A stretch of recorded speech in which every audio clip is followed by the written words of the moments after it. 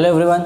तो कैसे आप लोग? उम्मीद करते हैं आप लोग बहुत बढ़िया होंगे। और आज का जो हमारा वीडियो लेक्चर है, यहाँ से हम लोग स्टार्ट कर रहे हैं अपने 10th बोर्ड के सिलेबस को।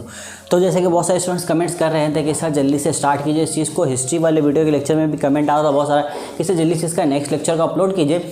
तो थोड़ा सा मैं उस सीरीज़ में अपना काम कर रहा था, लेकिन अब उस काम को रोक करके अब हमारा पूरा फोकस रहेगा अपने इस सीरीज़ के ऊपर, यानी कि जो हमारा मेन टारगेट है, जिसके लिए मैंने चैनल बनाया है, जिसके लिए मैं आपके सामने आता हूं, यानी कि हमारा माध्यमिक बोर्ड का जो सिलेबस है, जो हमारे वेस्ट बंगाल बोर्ड ने हमें पढ़ने के लिए दिया है, वो चीज़ आपको पढ़ाया जाएगा। जैसा कि हमने आपको बोला था कि हर एक सब्जेक्ट्स को यहाँ पर आपको पढ़ाया जाएगा, वो भी हर एक टॉपिक्स को इन डिटेल जो आपके सिलेबस में मेंशन किया गया है। तो उन सारी चीज़ों को हम लोग आज से स्टार्ट कर रहे हैं पढ़ने के लिए। तो पढ़ाना जैसे सब सब्जेक्ट से मुझे, लेकिन अभी मैंने जो सब्जेक्ट चूज़ किया सबसे पहला हुआ है हमारा लाइफ साइंस हमने चूज़ किया है। लाइफ साइंस में आपको टोटल 5 चैप्टर्स हैं, ठीक है। चैप्टर्स आपके पास 5 ही है। आप उसमें अगर यूनिट्स को काउंट करोगे तो सारे यूनिट्स को अगर हम काउंट्स कर लेते हैं एज अ चैप्टर, तो वो 24 चैप्टर्स का एक सिलेबस आपके लिए तैयार हो जाता है। तो हम लोग यूनिट बाय यूनिट सारे यूनिट्स को पढ़ते चलेंगे। एंड पैटर्न कुछ यूँ रहेगा पढ़ने का कि हम लोग जैसे आज के वीडियो में इतने सारे टॉपिक्स को कवर करेंगे। अब इतने सारे टॉपिक्स को कवर कर लेने के बाद हम जस्ट इसी के साथ ये देख लेंगे कि इन्हीं टॉपिक्स में से किस किस टाइप्स के क्वेश्चंस बोर्ड में पूछे जाते हैं, ये किन किन इस टाइप के क्वेश्चंस को पूछ सकते हैं। इससे क्या होगा कि आपको ये भी पता होगा कि ये टॉपिक्स हमने पढ़ लिया, एंड देन इन टॉपिक्स से किस तरीके से क्वेश्चंस आएंगे तो आप किस तरीके से आंसर कर पाओगे, ठीक है। तो ये सारी चीज़ें होंगी। तो बिना किसी तरह के चलिए वीडियो को स्टार्ट करते हैं। तो मेरा नाम है आमिर और आप सभी को फिर से स्वागत है मेरे यूट्यूब चैनल मॉडर्न पढ़ाई पे। तो देखो, अगर हो सके थोड़ा फेस पे पसीना आए तो उसको इग्नोर करना, क्योंकि गर्मी बहुत है और फ़ैन को बंद करके वीडियो बनाना पड़ रहा है। क्योंकि अगर फ़ैन स्टार्ट करूँगा तो उसका आवाज़ आपको वीडियो में मिलेगा, तो मैं ऐसा नहीं चाहता हूँ कि आपको डिस्टर्ब हो किसी भी तरह का, क्योंकि नॉइज़ रिडक्शन एडिटिंग में भी नहीं हो पाता है बहुत ज़्यादा। क्योंकि जो मैं फ्री सॉफ्टवेयर यूज़ करता हूँ एडिटिंग के लिए, तो फ्री सॉफ्टवेयर्स में इतना ज़्यादा हाईली एडवांस हमें नहीं मिलता है टेक्निक उसमें। और एक प्रॉब्लम ये भी कि मोबाइल्स में बहुत सारे फैसिलिटीज़ नहीं मिलती, पीसी या फिर लैपटॉप वगैरह में बहुत सारे फैसिलिटीज़ होती है एडिटिंग सॉफ्टवेयर में, जिसमें हम लोग नॉइज़ को बहुत हद तक रिड्यूस कर पाते हैं। लेकिन मोबाइल में मेरे लिए प्रॉब्लम होता है, तो इसलिए मैं फ़ैन ऑफ करके वीडियो को शूट कर रहा हूँ। तो हो सकता है आपको फेस में थोड़ा पसीना वगैरह दिखे, तो उसको इग्नोर करना। बाकी कंटेंट में कोई दिक्कत होने वाली नहीं है। जैसा भाई आपका पढ़ाता है, आपको पता होगा कि मस्त पढ़ाता है, तो हम लोग उसी तरीके में चलते हैं। तो थोड़ा सा गोल ऐसा है कि मैंने फिर से वीडियो शूट कर रहा हूँ, पहले एक बार किया था तो प्रॉब्लम्स हो गया था कुछ, इसलिए फिर से स्टार्ट कर रहे हैं इसको। तो देखिए, बात ऐसा है कि चैप्टर्स आपका है पहला सेंसिटिविटी इन प्लांट्स, जो पहला यूनिट आपका पहला चैप्टर का नाम है control and coordination in living organism. उसमें जो सबसे पहला यूनिट है वो है आपके पास सेंसिटिविटी इन प्लांट्स। अब सेंसिटिविटी मीन्स बोले तो हम लोग चेंजिंग से रिलेटेड कुछ बातें होती हैं इन्वायरमेंट में, जो चेंजिंग्स हमारे आसपास होते हैं। अब पहले ये समझते हैं कि इन्वायरमेंट होता क्या है। तो देखो, आपके सराउंडिंग्स में जितनी सारी चीज़ें हैं वो सभी मिल करके एक इन्वायरमेंट बना देता है, बस सिंपली। अगर हम एक लाइन में इन्वायरमेंट को डिफाइन करें, तो आप जिन चीज़ों से अपने आसपास में घिरे हुए हो, या जिन चीज़ों ने आपके आसपास आपके तरफ एक अच्छा सा सिक्योर मूड बना के रखा है, उसी को हम लोग बोलते हैं इन्वायरमेंट। जस्ट फॉर एग्जांपल, आप घर में हैं, तो घर में अगर आप स्टडी टेबल पर बैठे हैं, तो जिस रूम में आप स्टडी करते हैं तो उसके आसपास सिर्फ और सिर्फ स्टडी की ही चीज़ें होंगी, यानी कि किताब्स होंगी, बुक्स होगी, कॉपी हो गए आपका बैग्स रखा होगा, बोर्ड्स होंगे, मार्कर्स होंगे, इस तरह की चीज़ें आपको मिलेंगी। और उसी के अलावा अगर आप रूम चेंज करके किसी और रूम में जाते हैं, मान लो अगर आप किचन में चले जाते हैं, तो किचन में आप जाओगे तो आपको वहाँ पर किताबें नहीं मिलने वाली है। आप अगर किचन में जाओगे तो आपको वहाँ पर चूल्हा दिखेगा, बर्तन दिखेंगे जिसमें खाना बना सकते हैं हम लोग, इसके अलावा मसाला दिखेगा या सब्जी वगैरह जो भी हो, वो सारी चीज़ें आपको देखने को मिलेंगी। तो हर एक जगह जो होता है वो इस चीज़ से डिफाइन कर पाते हैं हम, वो जगह किस चीज़ में यूज़ होता है। हम इस तरीके से समझ सकते हैं कि वहाँ पर कौन सा चीज़ यूज़ किया जाता है। अब एक किचन इसलिए किचन है क्योंकि वहाँ पर वो सारी चीज़ें हैं जो खाना बनाने में यूज़ की जाती हैं। एक स्टडी रूम इसलिए स्टडी रूम है क्योंकि वहाँ पर वो सारी चीज़ें मौजूद हैं, क्योंकि वहाँ पर वो सारी चीज़ें मौजूद है जो पढ़ाई में इस्तेमाल की जाती हैं। हम एक थिएटर को इसलिए थिएटर बोल सकते हैं क्योंकि वहाँ पर वही सारी चीज़ें मौजूद हैं जो एक थिएटर में होना चाहिए। तो जगह का कोई अहमियत नहीं है, मैंने कोई भी एक जगह है, उस जगह कोई अपना इंपॉर्टेंस नहीं है जब तक हम उस जगह में किसी चीज़ को इन्वॉल्व ना कर दे। एक ही रूम हमने बनाया है, अब अगर उसी रूम को हम अच्छे से ड्रेसअप करके एक डाइनिंग रूम बना दे तो वो डाइनिंग रूम बन जाएगा। लेकिन अगर उसी रूम में हम कबाड़ रखना शुरू कर दें, सारे कूड़ा करकट जो भी हमारे घर में निकलते उसको फेंकना शुरू कर दे, तो वही रूम एक स्टोर रूम की शक्ल ले लेगा। तो कोई भी एक जगह खुद में अपने आप को आइडेंटिफाई नहीं कर पाता है, उसका आइडेंटिफिकेशन इस तरीके से हम कर पाते हैं कि उसके आसपास क्या चीज़ें मौजूद हैं या उसको किस चीज़ के लिए यूज़ किया जा रहा है। तो मुझे उम्मीद है कि इतना बोलने से, इतने एग्जाम्पल्स के साथ आपको ये क्लियर हो गया होगा कि इन्वायरमेंट हम किसको बोल सकते हैं। अब बात आता है इन्वायरमेंट के बाद कि इन्वायरमेंट में अलग अलग तरह की चेंजेस होते रहती हैं। जैसे अभी जस्ट गर्मी का मौसम आ गया है और गर्मी के मौसम में सभी का दिमाग ख़राब है कि नहीं? गर्मी का मौसम में दिमाग ख़राब होता है और एक रिपोर्ट के अनुसार अभी गर्मी और बढ़ने वाली है। तो कोशिश कीजिए अपने बॉडी को डिहाइड्रेट मतलब हाइड्रेटेड रखें, डिहाइड्रेट ना होने दें अपने बॉडी को आप। तो क्या होता है कि जैसे ही क्लाइमेट चेंज होता है हमारा मूड भी चेंज होता है। अभी जैसे गर्मी बहुत ज़्यादा, देखो पसीना आ रहा है, तो अभी मूड कहीं ना कहीं अच्छा नहीं होगा अंदर से। अब जैसे शाम का टाइम आएगा, उस वक्त ठंडी ठंडी हवाएं चलेगी अच्छी, तो उस वक्त आपका मूड अच्छा हो जाएगा।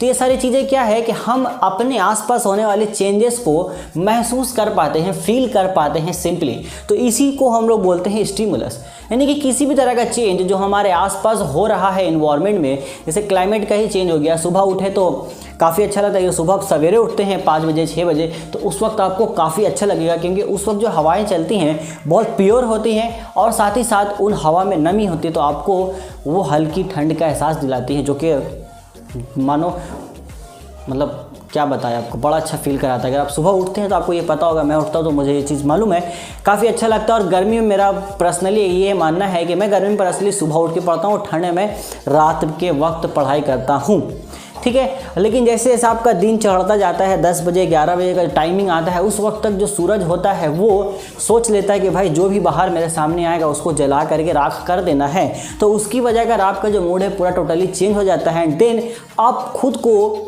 डिमोरलाइज फील करने लगते हो, आपको ऐसा लगता है कि भाई मेरे अंदर एनर्जी ही नहीं बची है, कुछ करने धरने का है नहीं। तो ये क्या होता है कि हमारा मूड चेंज होता है। ये मूड हमारा चेंज कैसे होता है? ये चेंज होता है कि हमारा इन्वायरमेंट जो है आसपास वो कैसे चेंज हो रहा है। तो जैसे ही क्लाइमेट चेंज होता है हम उस चीज़ को फील कर लेते हैं एंड देन उसके अकॉर्डिंग हमारे अंदर भी चेंजिंग आ जाता है। तो जो क्लाइमेट चेंज हुआ, गर्मी थी, गर्मी से हमें शाम के वक्त हल्का सा ठंड का एहसास हुआ, उस ठंड को हमने फील किया तो हमारे अंदर एक एनर्जी सी फील हुई। जो हमने फील किया, इसी फील को हम बोलते हैं स्टिमुलस। सिंपली आपके बुक में स्टिमुलस को डिफाइन किया गया है that any change in environment that we can feel is known as stimulus. हमारे माहौल में होने वाली हर वो तब्दीली जिसे हम महसूस कर सकते हैं उसको हम बोलते हैं स्टिमुलस। ये सिंपल हो गया। अब बात ऐसा है कि अगर हम किसी चेंज को महसूस कर रहे हैं तो उसके अगेंस्ट में कुछ ना कुछ रिएक्शन ज़रूर देते हैं, क्योंकि अगर हमें महसूस होता है, जैसे अभी गर्मी हमें लग रही है, बहुत ज़्यादा गर्मी लग रही है, तो अभी हम क्या करेंगे? अब गर्मी भी लग रहा है, ऐसा तो हम करेंगे नहीं कि बहुत ज़्यादा स्वेटर वगैरह पहन के बैठ जाएंगे कि नहीं गर्मी लग रहा हो स्वेटर वोटर पहने, ऐसा करते हैं? नहीं करते, सिंपल सा बात है। तो हमारा रिएक्शंस अलग होता है मूड के अकॉर्डिंग। जैसे हमें गर्मी लगेगी तो हम चल जाएंगे नहाने के लिए ठंडे पानी से, ऐसा मन करता है कि भाई नल के नीचे ही बैठे रहे शाम तक जब तक मौसम ठंडा हो जाए।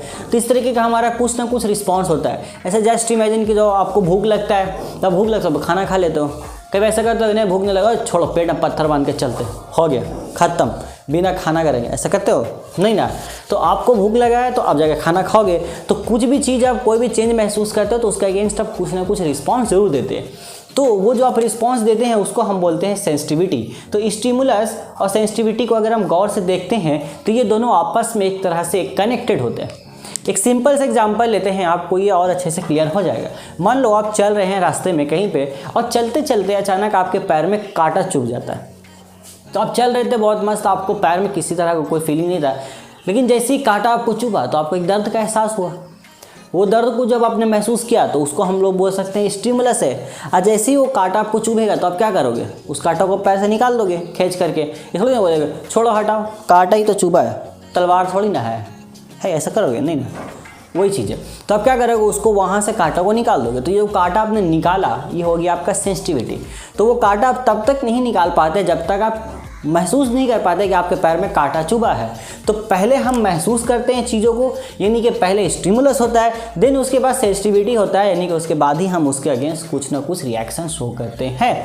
अब इन दोनों के बीच में एक और आदमी आता है जो इन दोनों को रिलेट करता है, जिसको हम बोलते हैं रिसेप्टर ऑर्गन। देखो रिसेप्टर ऑर्गन हम लोग सिंपली क्या बोल सकते हैं, नाम में रिसेप्टर यानी कि किसी न किसी चीज़ को रिसीव करेगा। अब जैसे हमारे बॉडी में टोटल 6 सेंस ऑर्गन्स हैं, जिसमें सबसे पहला स्किन हम लोग ले लेते हैं। स्किन है, माउथ, एयर, टंग, ये सारी चीज़ें हमारे पास अवेलेबल है। एयर भी है। तो अब जैसे कांटा आपका पैर में चुभा है तो आपका स्किन ने सेंस किया कि भाई तेरे को कांटा चुभा है, उसको तू निकाल दे। अब मान लो कोई गर्म चीज़, यहाँ कोई चीज़ है नहीं, छोड़ो।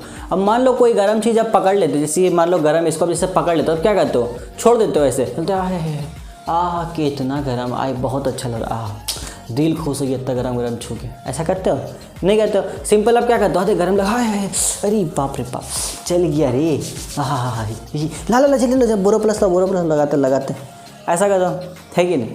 सिंपल है। तो वो जो गर्म है वो आपको महसूस कैसे हुआ कि वो चीज़ गर्म है? वो कहीं ना कहीं जो आपके सेंस ऑर्गन हो तो उसी वही आपको सेंस करते हैं। तो ये स्किन आपका सेंस करता है। मान लो बगल से आपको कोई एक इंसान पार हुआ, बहुत अच्छी खुशबू से, तो आपको वो खुशबू आप सेंस कर पाते हैं, स्मेल, और आपका मन अंदर से तरोताज़ा हो जाता है। तो ये कहीं ना कहीं रिसेप्टर ऑर्गन हमारा होता है। यानी कि क्या बोला अभी तक हमने कि हमारे पास एक रिश्ते, हमारे बॉडी में 6 सेंस ऑर्गन्स है जो अलग अलग चीज़ों को सेंस करते हैं, और वही हमें सेंस करते हैं जिसके थ्रू हम अपनी इन्वायरमेंट में होने वाली चेंजिंग को महसूस कर पाते हैं। तो जब हम अपने इन्वायरमेंट में होने वाली चेंजिंग को महसूस कर लेते हैं, इस प्रोसेस को हम बोलते हैं स्टिमुलस। एंड देन वो चेंजिंग को हमने महसूस जब कर लिया, उसके अगेंस्ट हम कुछ रिस्पॉन्स कर देते हैं, उस रिस्पॉन्स को हम बोलते हैं सेंसिटिविटी। इस तरीके से ये जो 3 आदमी हैं, ये तीनों आपस में क्या हो गए, आपके इंटरलिंक हो गया। तो मुझे उम्मीद है कि यहाँ तक आपको ये सारा टॉपिक क्लियर होगा। अब इसके आगे हम कहानी अगर बढ़ाते हैं तो आपको ये मिल जाता है मूवमेंट, लोकोमोशन। तो मूवमेंट और लोकोमोशन आप सिंपली ये जानते हैं कि अगर मेरा बॉडी ऐसे है, मैं ऐसे खड़ा हूँ, बॉडी अपना सारा बॉडी इधर रखता हूँ और हाथ को ऐसे इधर उधर मूव करते हैं ऐसे करके, तो ये क्या हो रहा है कि हाथ का अपना पोजीशन चेंज होता है। देख लो, हाथ यहाँ पे था आपका, सीधा ऐसे स्ट्रेट था, अब इसका आपने पोजीशन चेंज कर दिया। तो अगर किसी बॉडी का सिर्फ एक ऑर्गन, स्पेसिफिक एक ऑर्गन या फिर एक पार्ट, उसका पोजीशन में चेंज होता है तो इसको हम बोलते हैं मूवमेंट। इस तरह का चेंजिंग को हम लोग बोल देते हैं मूवमेंट। और अगर पूरा बॉडी, जैसे मैं यहाँ हूँ, अभी चल के आपके पास आ जाता हूँ, तो इसमें क्या होगा, मैंने अपना पूरा बॉडी वहाँ से उठा करके यहाँ लेके चला आया हूँ। इसमें क्या हो रहा है कि पूरा बॉडी का पोजीशन चेंज हो रहा है। तो इस तरीके का चेंज को हम लोग बोलते हैं लोकोमोशन। तो मूवमेंट एंड लोकोमोशन में सिंपल सा डिफरेंस है।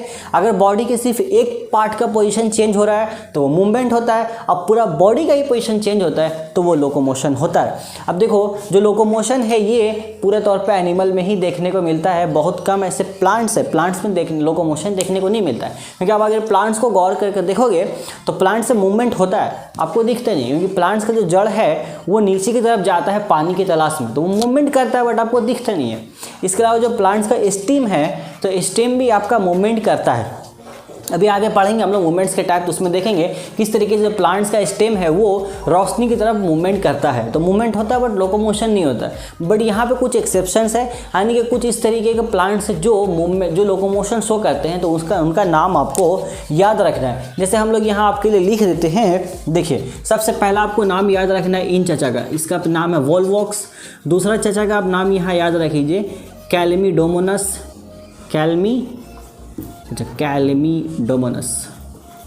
कैल्मीडोमोनस, ये एक नाम आप याद रख लीजिए, कैल्मीडोमोनस। तीसरा नाम आप याद रख लीजिए ज़ूस्पोर्स। तो ये 3 ऐसे आपके प्लांट्स हैं जो लोकोमोशन शो करते हैं। और अगर एक्स्ट्रा इन्फॉर्मेशन के लिए आपको हम बता दें कि ये जो आदमी है, ये 2 खास तौर से ये लोग अलगी के ज़बान से ताल्लुक़ रखते हैं, यानी कि इनका जो फैमिली बैकग्राउंड है ये अलगी है, इनका कहीं ना कहीं कनेक्शन होता है अलगी से।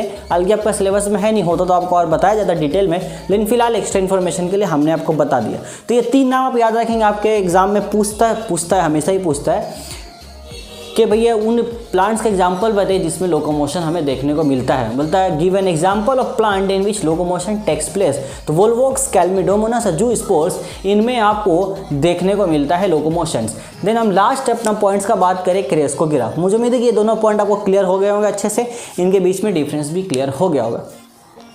अब यहाँ से एक सवाल अच्छा बन सकता है, लोकोमोशन हम लोग क्यों करते हैं, लोकोमोशन का क्या मकसद होता है? देखो, लोकोमोशन का बहुत सारे मकसद हैं। हम लोग सिंपली अगर इसको बोले तो पहला तो ये मकसद होता है कि हम लोग अपने मैंने सेफ्टी के लिए लोकोमोट कर जाते हैं, अपना पूरा पोजीशन चेंज करते हैं। हम किसी इन्वायरमेंट, जैसे मान लो अभी हम जैसे दिल्ली में इन्वायरमेंट बहुत ज़्यादा गर्म होगा। अभी दिल्ली में कंपैरेटिवली, जैसे वेस्ट बंगाल में हूँ तो वेस्ट बंगाल के कंपैरेटिवली दिल्ली में गर्मी बहुत ज़्यादा होती है। तब दिल्ली में जो लोग रह रहे हैं उनको गर्मी अगर ज़्यादा बर्दाश्त नहीं तो वो क्या करेंगे, वहाँ से शिफ्ट करके वो चले जाएंगे मनाली रहने के लिए, क्योंकि अभी मनाली वगैरह के इलाके में ठंड का माहौल होगा। तो इन्होंने क्या किया, यहाँ पर लोग ने लोकोमोशन किया, क्यों किया?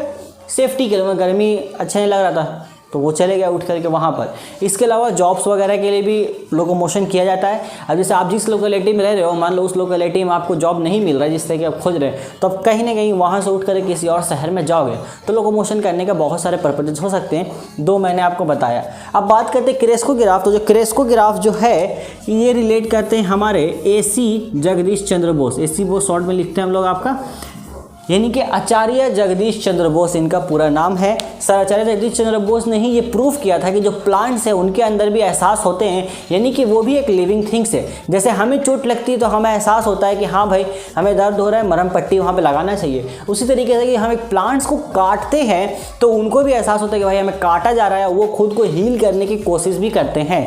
एक रिसर्च के में ये भी पाया गया है कि जो सब्जी हम खाते हैं तो सब्जी को जब हम काटते हैं तो सब्जी को एहसास होता है कि हमें काटा जा रहा है, और जब सब्जी को हम उबाल रहे होते हैं, जब पक रहा होता है, तब भी उसको एहसास होता है कि हमें उबाला जा रहा है। वो जब तक पूरा सब्जी पक नहीं जाता है तब तक उस सब्जी के अंदर फीलिंग्स जिंदा रहती है। तो बड़ी ताज्जुब की बात है, लेकिन ऐसा होता है नेचर में। नेचर अपने आप में ही बहुत ज़्यादा यूनिक चीज़ है। तो इन्होंने साल 1920 टू 1921 1920 से 1921 के बीच में इन्होंने ये बताया था कि भाई जो पेड़ पौधे इनके अंदर भी सेंसिटिविटी, स्टिमुलस, ये सारी चीज़ें पाई जाती हैं। और ये इन्होंने बताया था इस डिवाइस का यूज़ करके जिसका नाम है क्रेस्कोग्राफ। ठीक है, तो मुझे उम्मीद है कि इतनी सारी बातें आपको याद रहेंगी। चलिए थोड़ा सा कर लेते हैं हम लोग समराइज। हमने सबसे पढ़ा स्टिमुलस, यानी कि हमने आपको बोला कि हमारे आसपास चेंजिंग्स होती हैं, उसको हम फील कर लेते हैं। तो जब फील करते हैं उस प्रोसेस को हम बोलते हैं स्टिमुलस। देन चेंजिंग को फील करने के बाद हम सीधा कुछ ना कुछ रिएक्शंस करते हैं। जैसे अब कोई आपको एक थप्पड़ मारेगा तो उसके अगेंस्ट में आप भी उसको 2 थप्पड़ जरूर लगाओगे। तो उसका थप्पड़ मारना, आपको दर्द का एहसास हुआ, वो दर्द का एहसास स्टिमुलस हो गया, आपने थप्पड़ मार दी, आपका सेंसिटिविटी हो गया।